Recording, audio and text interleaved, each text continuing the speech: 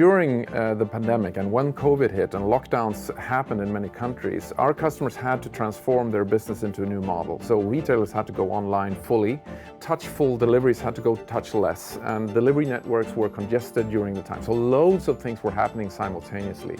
That put a lot of work on us to make sure you could use other networks and connect new carriers and change the services on the fly. And we saw dramatic increases in volume overnight. We were all woken up to the fact that whatever plans you had, you need to scrap them. And that means you can't have prestige in your old ideas. You need to give them up. And the sooner you can give them up and the sooner you can move into the next sort of level of innovation and solutions, the quicker you can come to a new outcome. And if you tie yourself to an old mast, that means you actually stand the risk of going down with the ship.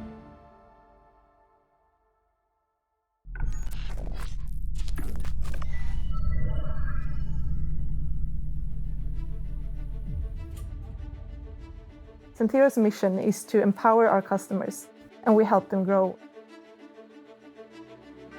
Our goal is to help them be impactful on their mission, so we help them become better.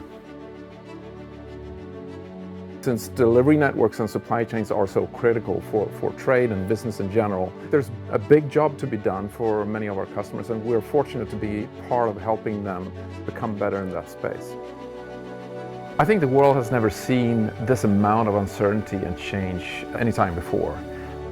Many things that happened during the pandemic were major disruptions to supply chains across the planet, and I think we're still living in the residue of that.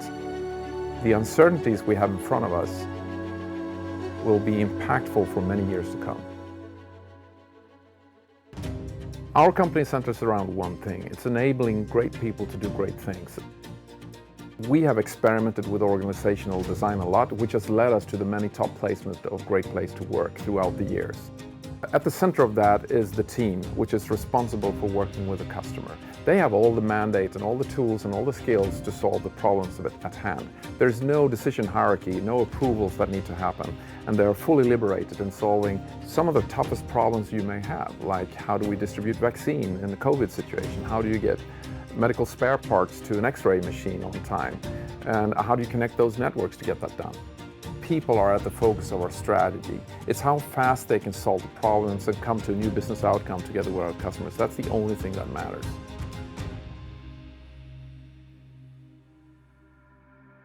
Protecting the planet is essential for Centiro as it's part of our core values. We can see it in how we demand our suppliers to have sustainability on their agenda.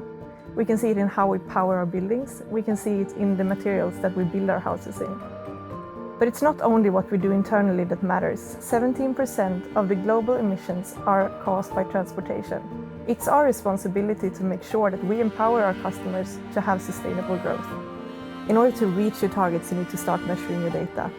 Regulators and governments count on ISO standards to be a basis for better regulations. By the end of this year, an ISO standard for calculating greenhouse gas emissions on goods transport will be published, and we have been part of that global group. This means that we have been part of developing the standard. We have given our comments and input based on our experience of doing these types of calculations, but it's also given us the opportunity to be in the room with globally established experts and hear how they have different issues that are differently important based on the regions they represent. One of the big problems at hand that many of us face is how you calculate CO2 emissions and greenhouse gas. We've decided to take on that challenge and come up with something that helps our clients, and using machine learning and new technologies to optimize the footprint that our customer has in their supply chains. Our emission reporting product enriches your shipment data with emission values. This means that you can track your emissions, you can report on your emissions, and you can identify different hotspots where the most emissions arise. We believe that in the future, emissions will be just as important as time and price when you choose your delivery options.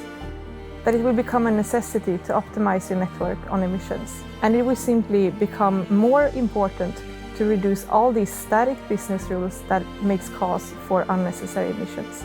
We can simply not afford it. We need to make sure that our customers are aware and that their customers are aware.